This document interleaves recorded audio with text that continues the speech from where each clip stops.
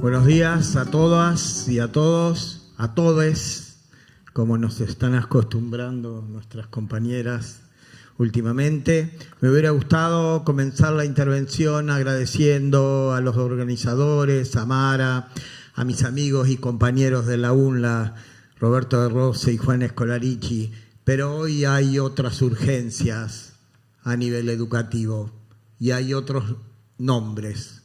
Sandra, Rubén, Corina, como antes tuvimos a Carlos Fuente Alba, como hace más de 40 años tuvimos a Isauro Arancibia y más de 600 docentes detenidos desaparecidos por la dictadura cívico-militar genocida, y para que esto no se vuelva a repetir, ¿sí?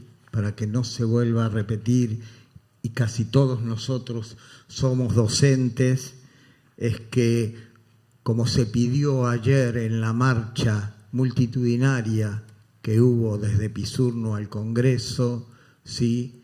Queremos, exigimos justicia por Sandra y Rubén y queremos una investigación exhaustiva de lo que le ocurrió a Corina.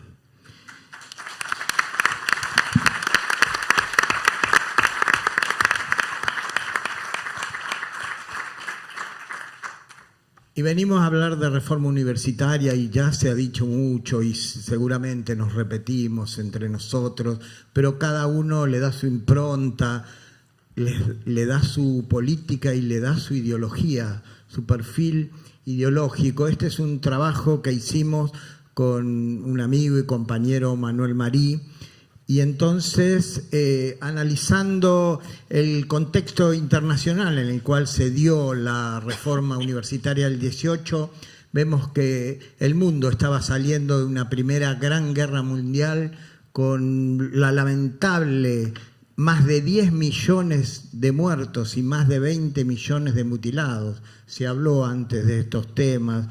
Y a su vez, hacía un año del triunfo de la revolución bolchevique en la Rusia zarista, y a nivel continental se había dado, y lo que el compañero colombiano está estudiando en partes, la primera revolución social del siglo XX en el mundo, la revolución mexicana, campesina, agrarista, que después veremos, y también fue nombrado acá que José Vasconcelos fue uno de los promotores, también llamados maestros de juventud. Y a nivel nacional teníamos un país con el primer gobierno nacional y popular de Hipólito Yrigoyen, elegido democráticamente a partir de la ley Sáenz Peña de 1912, la famosa ley de voto secreto, obligatorio y universal. La universalidad por ahí es entre comillas, porque por entonces votaban solo los varones. Realmente el voto femenino se va a implementar casi 30 años después a instancias de Eva Perón, que recogía el mandato y el trabajo de Julieta Lanteri, de las sufragistas, de Carolina Musili, de Alicia Moró, que acá fueron nombradas. ¿Y cuál era la ideología, a nuestro entender, de esta reforma universitaria? Primero, como se ha dicho siempre, autonomía y cogobierno, que no gobierno tripartito, porque los estudiantes elegían a los docentes y eran estos los que elegían a los rectores. En segunda instancia, la impronta juvenil, y en eso lo tenemos a Hugo, y un especialista en estos temas que nos ha hablado y sabe mucho del tema. Tercero, la importancia de la política como herramienta transformadora, el antiimperialismo y antiestadounidense. Cuarto o quinto, el impulso a la unidad sudamericana. Manuel Ugarte, y este instituto lleva su nombre, era uno de los impulsores. Y por último, en Córdoba, la primera unidad obrera estudiantil. Tendrán que pasar después 51 años para esa segunda grande, del cual nuestra generación fue un poco también protagonista, que fue el Cordobazo. Y la autonomía, como base de esta reforma, según los estudiosos en este tema, porque acá hay algunos de ellos, pero siguiendo a Diego Tatiani y Eduardo Rinesi, Diego plantea que la autonomía no es soberanía y Eduardo dice que en esa dialéctica entre autonomía y heteronomía está bien que el Estado marque pautas, ¿sí?, a la universidad en aquellos campos donde se vela por el bien común. Y allí, en palabras de Kant, en esto de la heteronomía y la autonomía, dice que la universidad debe ser heterónoma, que es exactamente lo contrario de autónoma. Pero el mismo Eduardo dice, en cuanto a la dimensión filosófica, creativa, crítica, reflexiva, introspectiva, la universidad debe ser total y perfectamente autónoma. ¿Y por qué se dio en Córdoba? Acá se ha dicho que en ese momento había 3 universidades, la UBA con más de 80 años, casi 100, La Plata con menos de 20 y la de Córdoba con alrededor de 300.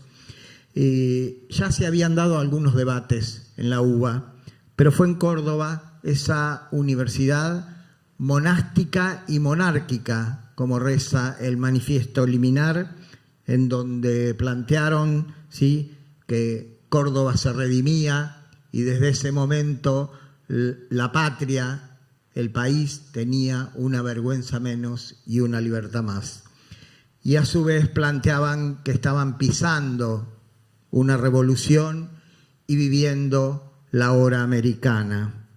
¿Y quiénes fueron? Algunos ya se han nombrado, estuvieron los proto y los antecedentes, José Martí, que inspiró a Julio Mella, Rubén Darío, José Rodó, González Prada en Perú, el mismo Víctor Raúl Aya de la Torre, y acá fue mencionado, creador del APRA después en su exilio mexicano, José Carlos Mariátegui, y la compañera planteó su revista Mauta.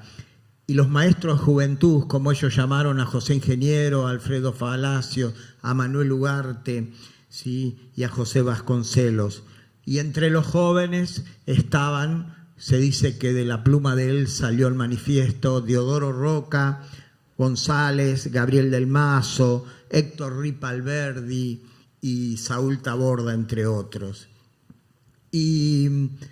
Pero a nuestro criterio existieron varias reformas universitarias y Yamile avanzó en el tema, porque a partir de la disrupción del golpe militar del 30 se congelan, comienza una contrarreforma y sí hay un segundo elemento que Yamile ya avanzó sobre el mismo, que tiene que ver con el periodo del 45 al 55. Una segunda reforma universitaria.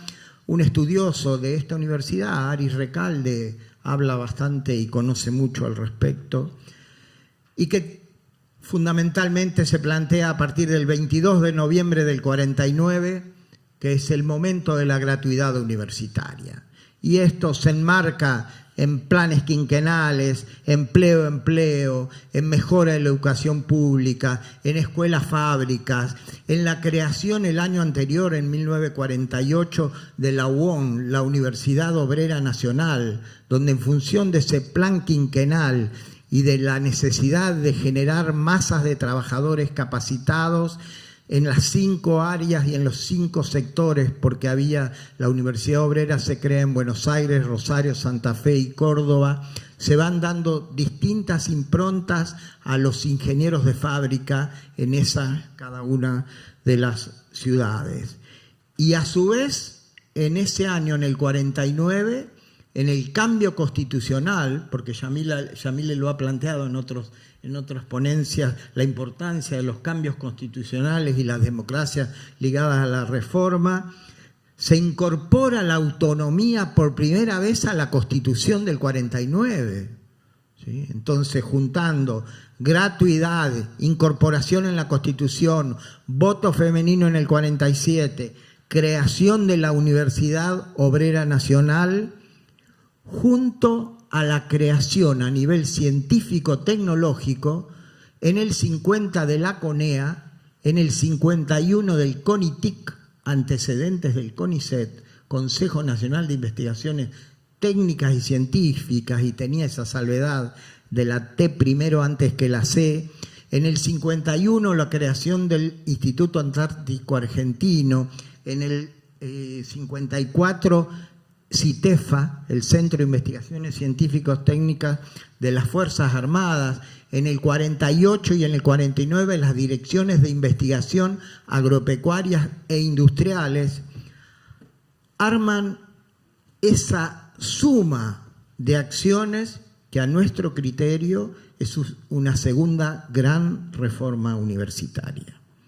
Y después viene el golpe, la llamada Revolución Libertadora, la Revolución Fusiladora del 55, que anula todo eso, anula el CONITIC, intenta desarmar la UON, la Universidad Obrera Nacional, lo lograrán 3 años después cambiándole el nombre, que es la hoy Universidad Tecnológica Nacional, desarma las direcciones de investigación en industria y en agro, y en el 56 y en el 57 crea el INTA y el INTI, anula el CONITIC y en el 58 crea el CONICET, lo que nos tiene que hacer pensar, porque los que llegan creen que la historia comienza cuando ellos llegan,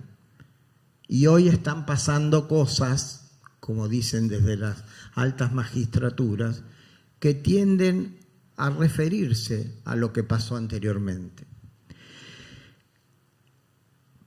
Y posteriormente aparece, a nuestro criterio, una tercera reforma universitaria, en los 70, que venía en los últimos años de los 60, y hemos nombrado el Cordobazo, toda esa rebelión obrera estudiantil, y también en la UBA, en Ciencias Exactas, se da un movimiento importante, pero es en los 60, con las bases de la nueva universidad y con el cambio con Puiggrós, o sea, pasando de UBA a Universidad Nacional y Popular de Buenos Aires, ¿sí?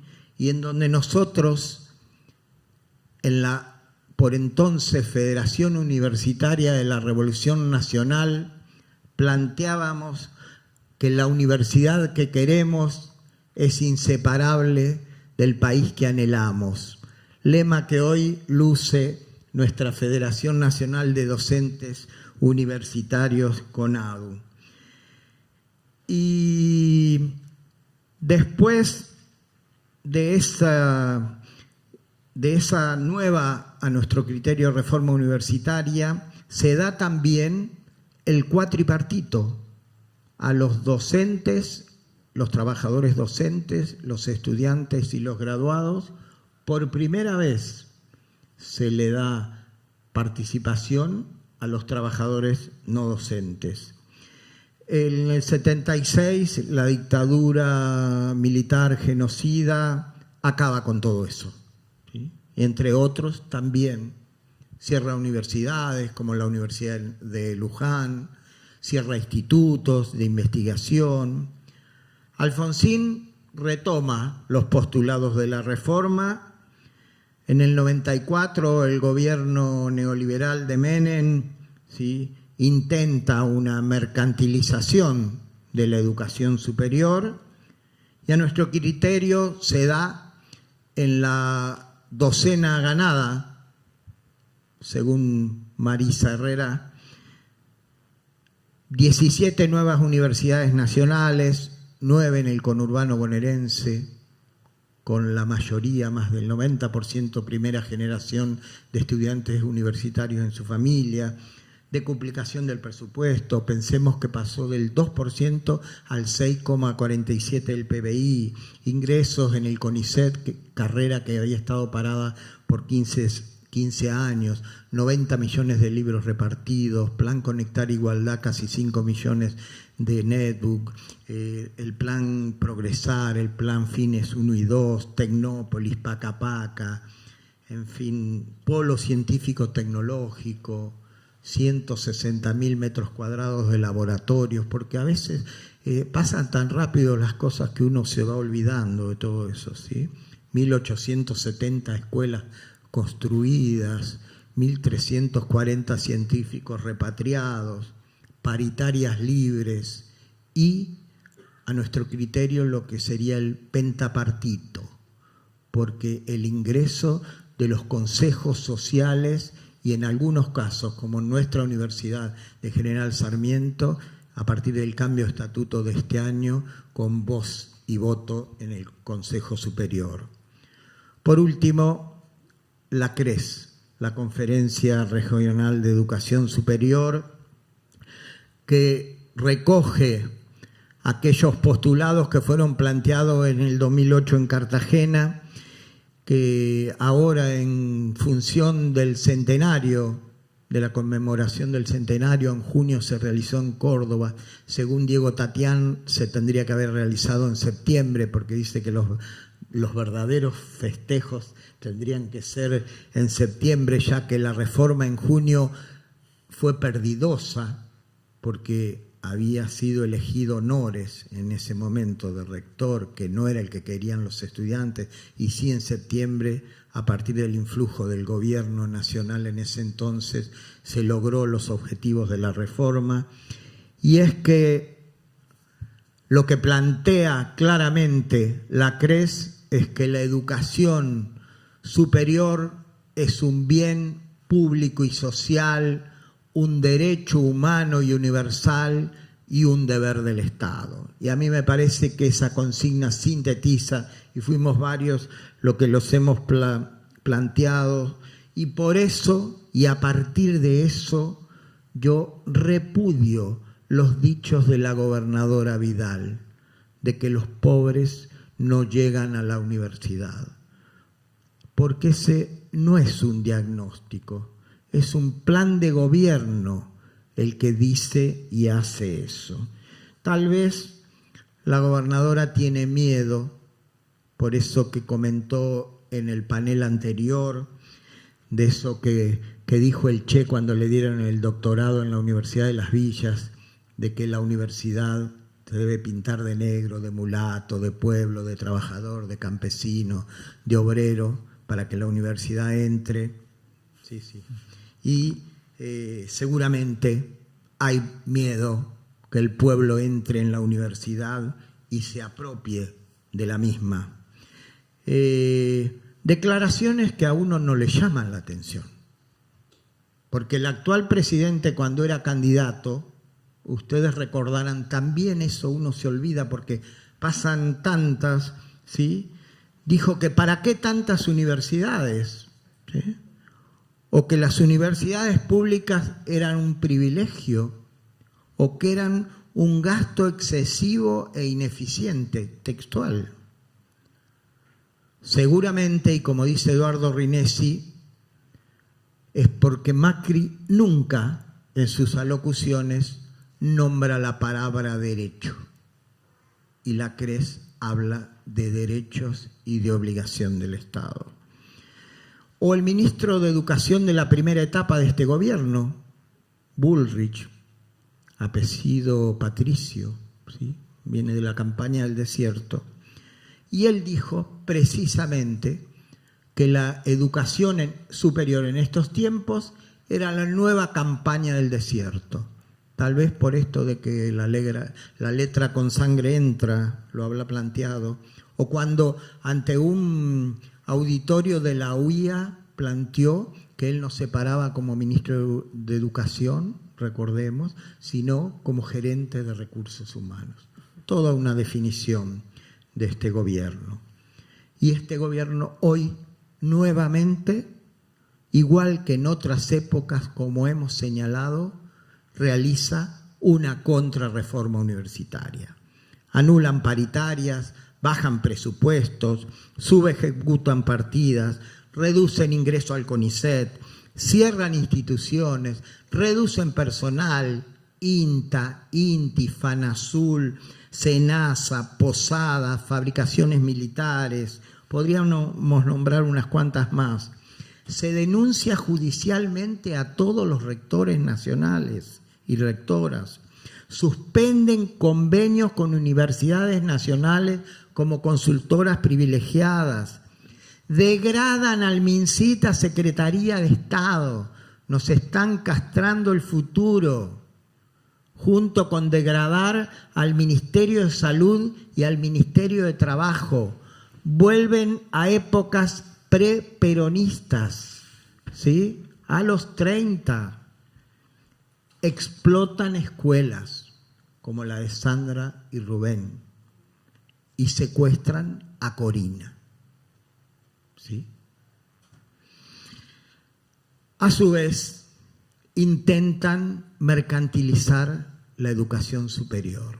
Preparémonos para la potencial arancelamiento de nuestras universidades.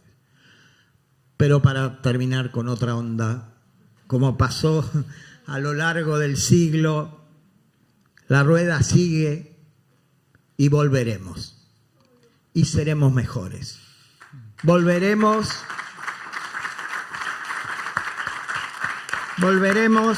los que creemos que la educación pública es un derecho y un deber del Estado, porque pretenden nuevamente arrebatarnos nuestros sueños, ¿sí?